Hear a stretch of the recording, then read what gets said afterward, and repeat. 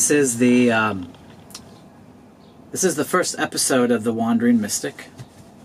That's me. This is really just to catalog life in the world in a way that is more simplified and unattached and unadorned with the normal trappings of life as we consider them, which is a job, a car, a house, a piece of property, a place in a city, in a town, in a neighborhood, right? It's like a lot of the ways that we ground ourselves in the world actually become the ways that we create our identity. And we associate ourselves with a place in a group of people, in a social group. We find our identity as a person in all these places, in all these groups. I am a son, I am a father, I am a husband, I am a member of a church, I'm a member of a social club, I'm a member of a city, of a town, of a nation. I am a person who likes this, who doesn't like that. And we begin to form our identity on things that are, frankly, transient and mutable, as the poets would say, when in fact we need to learn how to ground ourselves in what is immutable, unchangeable. What is the ground of our being? Are you the same person no matter where you go? Are you the same person around every group of people that you're around? Or do you change who you are depending on the circumstances, depending on the individual you're around? Do you change what you say? Do you change what you think? Do you change what you like?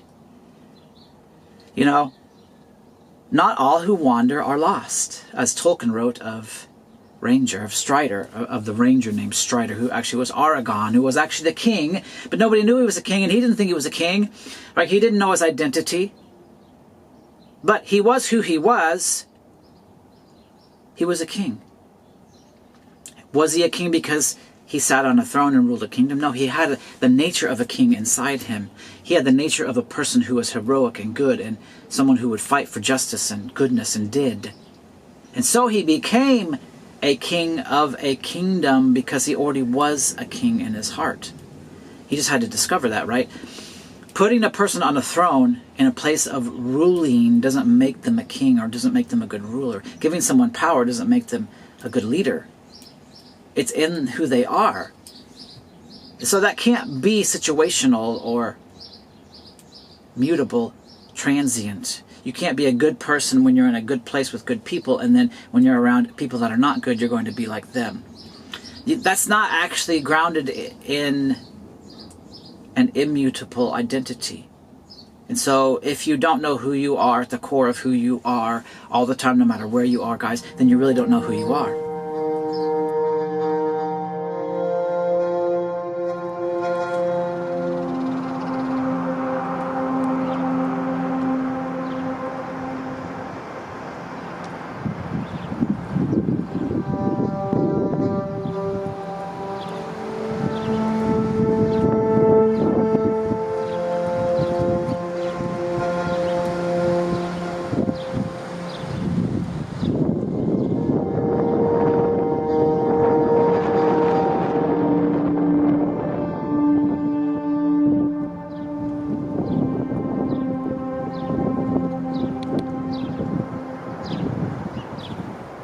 And so, I am learning how to be a person in the world, anywhere I go.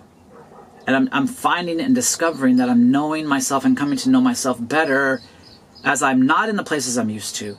And life and circumstances have given me this opportunity to be out in the world, to meet people, to talk with people, and to share from those experiences what it's like to just be a person, unattached as normal people are, and yet the same person all the time.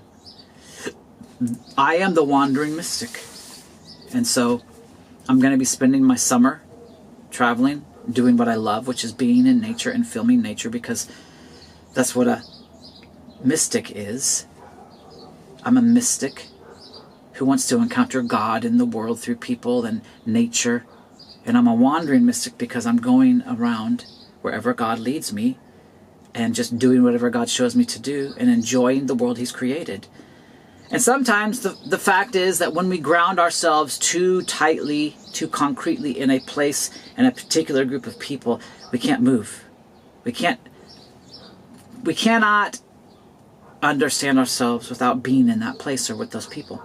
And then we become stuck there because we're afraid of being anywhere else but the place where we feel like we are known and we feel like we are who we're meant to be. So we begin to turn this identity attachment into a prison that prevents us from going and really being in the world at large and meeting new people. And so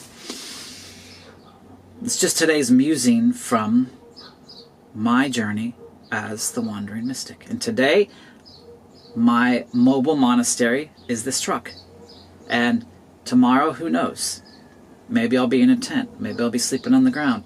Eventually, I will get a camper and a car. And that'll be my permanent or more permanent mobile monastery. Anyway, I wanted to, just share that, and I appreciate you guys tagging along, listening, and maybe, hopefully, learning more about yourselves in the process as I learn more about myself. All right, love you guys. Bye.